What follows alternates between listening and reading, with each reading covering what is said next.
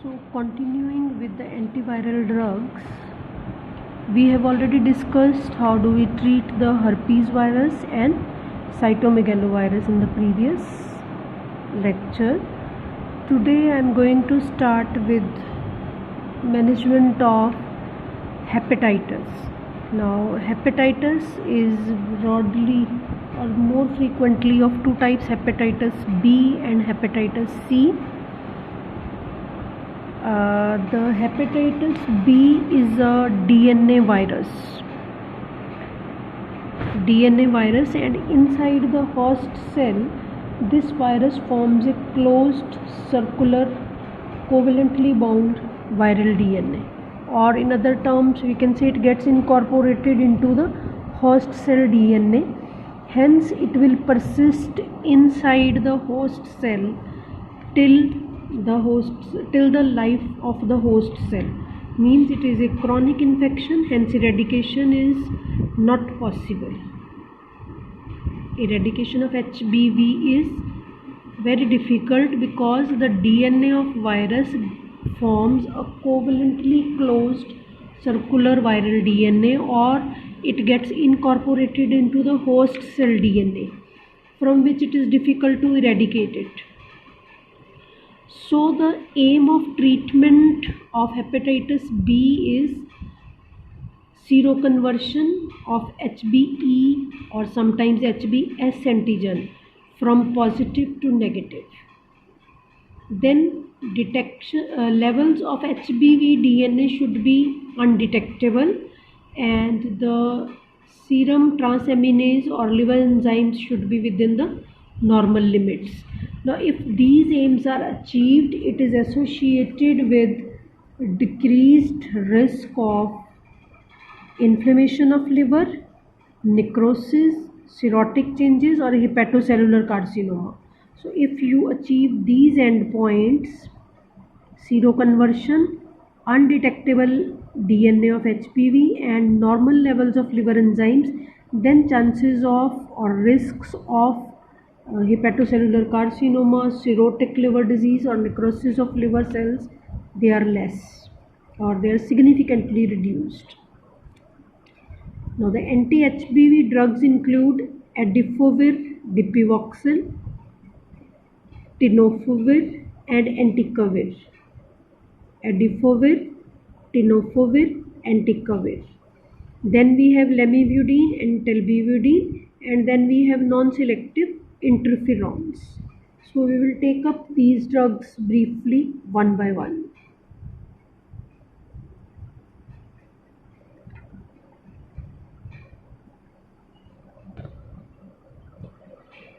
Now first among the anti-hepatitis drugs is adifovir dipivoxil. Dipivoxil is the diester. It is a prodrug, and inside the body it will yield the active drug, that is adifovir. It is an analog of adenosine monophosphate.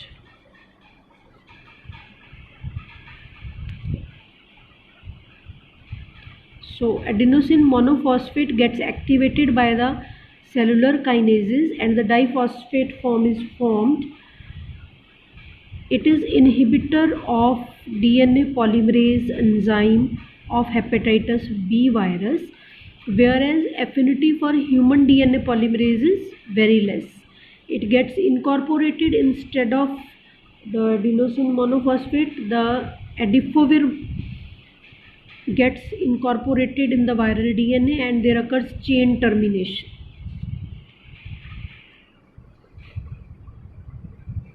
Right? It is a wide spectrum drug, not only HBV, but it can inhibit HIV and herpes also.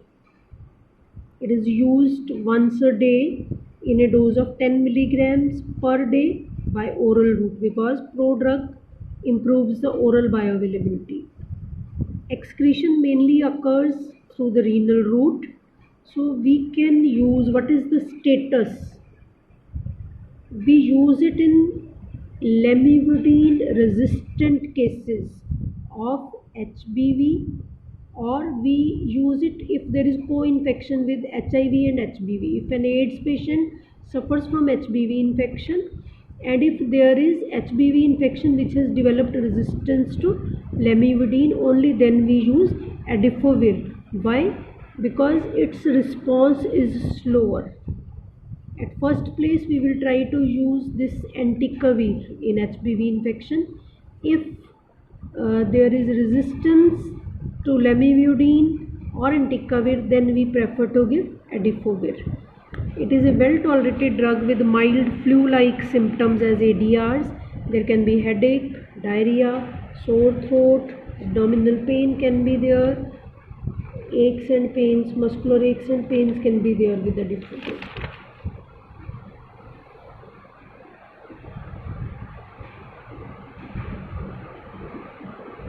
Now, as this is AMP analog,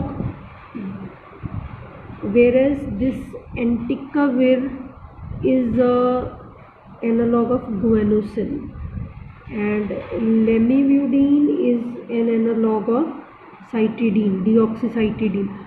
So, in cases which are resistant to lamivudine, the patient will respond to adifovir, and in case of entecavir resistance also patient may respond. We first prefer this entecavir because in the first place we don't give adifovir as it is producing slow response. Okay, adenosine monophosphate analog reserved for resistant cases.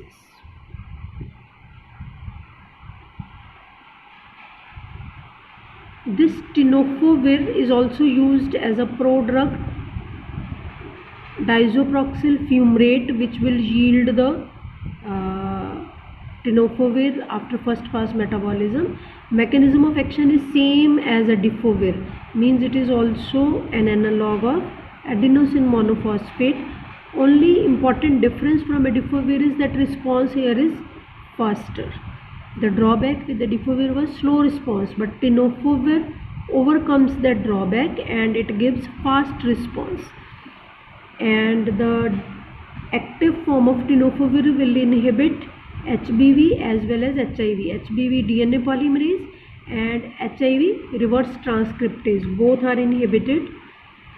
This is the ester prodrug which improves the bioavailability.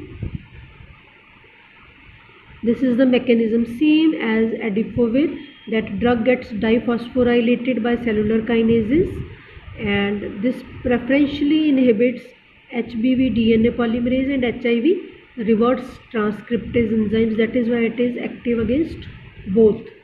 It is well tolerated drug, minimal symptoms related to GIT like anorexia, nausea, diarrhea, abdominal pain, but sometimes renal function impairment may occur and creatinine levels rise. Now, as it is well tolerated, as it is quite effective and it is faster response, so this is one of the first line drugs. Tenofovir, one of the first line drugs in the treatment of hepatitis B. Right?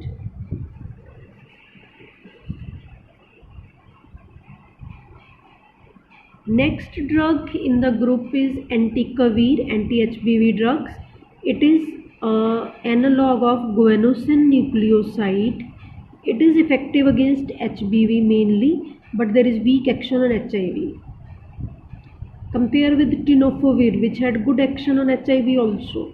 Entecavir is weak on HIV, but response in HBV is faster and more intense, greater than lamivudine.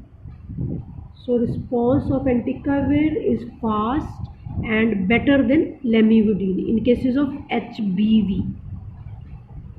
And the biggest advantage with entecavir is that there are very low chances of resistance up to 5 years of treatment. We continue to use the drugs for a long time in HBV, but with adifovir, with lamivudine, chances of resistance are more. Entecavir is preferred because it has very less chance of development of resistance, and there is no cross resistance with Adifovir and Tenofovir. 100% oral absorption, but important to use it on empty stomach as food interferes with drug absorption. Well tolerated drug with very mild adverse effects as headache, nausea, fatigue, dizziness, rashes, like that. So it is also one of the first line drugs. So among the drugs we have discussed till now, tenofovir can be considered and tikavir can be considered as first line drugs, whereas adifovir is used or reserved only in resistant cases as it is slower in response. Lamivudine will be discussed in greater details with anti-HIV or antiretroviral drugs, but briefly here, it is an analog of deoxycytidine nucleoside. It gets phosphorylated and causes competitive inhibition of both HBV DNA polymerase and HIV reverse transcriptase, and at the same time affinity for human DNA polymerase is very less, that causes selectivity. Now this is important that inside the HBV infected cells this drug persists for a longer time as compared to HIV infected cells. So 19 hours it persists in HBV infection inside the cell, but for 15 hours in HIV. So the dose in HBV is lower. Another benefit is it can reduce the vertical transmission of HBV infection from mother to the baby if given for last month of gestation. So it is effective in HBV. HBV DNA polymerase is inhibited, so it is effective. But the drawback with this is that very rapidly the resistance develops against lamivudine. So it is not a preferred drug, not preferred for HBV, though effective it is. ADRs are mild as anorexia, nausea, diarrhea, dizziness, rashes, fatigue and headache. But in HIV it is one of the important components of drug regimes. We will see with antiretroviral that in HIV we very frequently use it as an essential component of different regimes for HIV infection. But for this HBV infection, lamivudine is not preferred as HBV very rapidly develops resistance by point mutations. Another drug, similar drug for HBV is telbivudine. It is thymidine nucleoside analog. Compare with lamivudine, which is deoxycytidine nucleoside analog. This is thymidine. So action is fast and more intense than lamivudine or adifovir. ADRs are mild, but again there are chances of emergence of resistance. Hence it is not first choice. So whatever we have discussed till now, telbivudine not first choice, lamivudine not the choice drugs. Reason, rapid development of resistance. And tikavir is one of the first lines because well tolerated, good absorption, low resistance, fast response. Why entecavir is one of the first line drugs in case of HBV? Fast response, slow resistance, good kinetics or favorable kinetics and very mild ADRs. Tenofovir also can be considered as one of the first line drugs, again because response is fast and it is given as a prodrug which has good oral bioavailability and ADRs are mild. Adifovir is not preferred much because of slow response, but we can use it in resistant cases. These were the selective drugs. Another non-selective thing we can use in HBV infection is PEG interferon alpha. Now what are interferons? The interferon is a glycoprotein cytokine produced by the host cells whenever there is viral infection, whenever there is tumor necrosis factor alpha or interleukins. They lead to release of this cytokine, which is glycoprotein in nature. There are interferons alpha, beta, gamma. Now, how do interferons act in viral infection? Interferons, as we have discussed in general pharmacology, will act through JAK-STAT protein tyrosine kinase receptors. There will occur phosphorylation of cellular proteins, and interferon induced proteins get synthesized. These proteins can affect the viral replication cycle at many steps. They can interfere with the penetration of virus into the cell. They can interfere with nucleic acid mRNA synthesis. After the nucleic acid synthesis, they can interfere with assembly of genetic material and covering capsid and the release of virion from the cycle. So at multiple steps they inhibit the process of viral replication. They are wide spectrum drugs, means effective against many types of viruses. As we will see, they are non-selective for virus but selective for the host, means in humans we can use only the human interferons, and we synthesize these human interferons for clinical use by the process of what is known as recombinant DNA technology. And at present we have interferon alpha 2A and alpha 2B available for clinical use. These are administered by injectable route, either intramuscular or subcutaneous injection.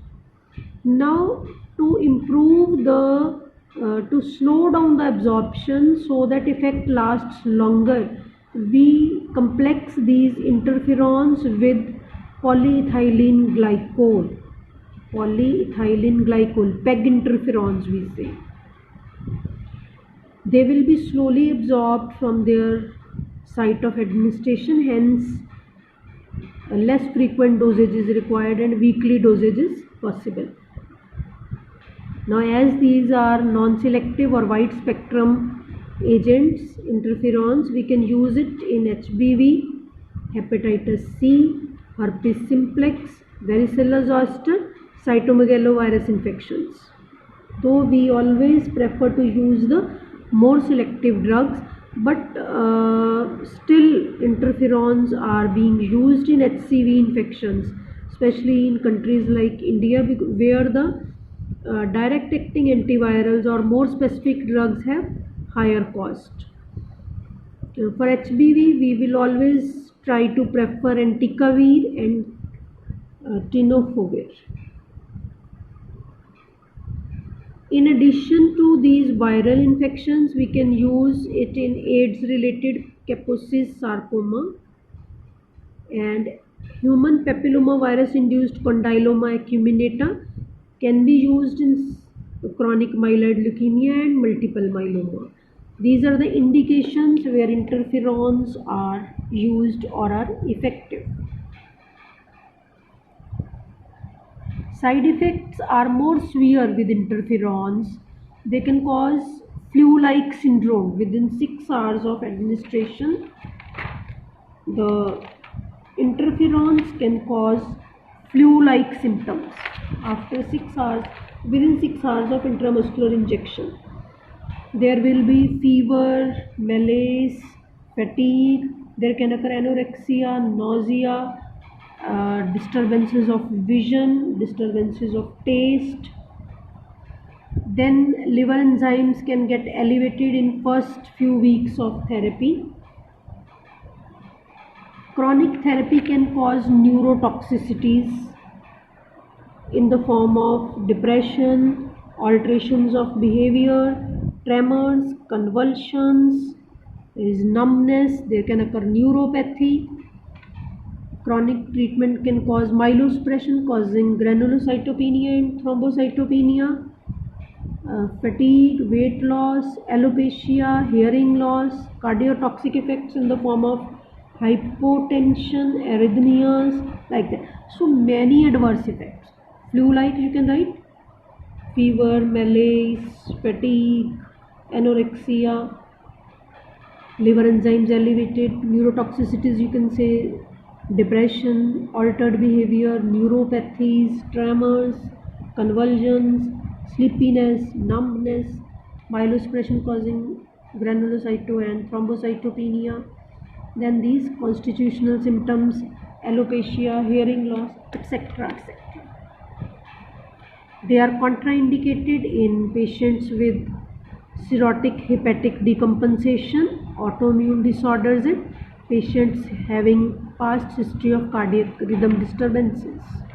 And there is caution, as they can cause convulsions, caution in epilepsy, they can cause thyroid dysfunction also, IHD, renal impairment. So non-selective drugs, many side effects, host specific, route of administration is not very convenient, they have to be injected, although injections for PEG interferon are weekly injections. So we can mention interferons with hepatitis C also, right? They are non-selective. So next time we will be covering up the drugs for hepatitis C and the drugs for respiratory viral infections, influenza. That's all. Thank you.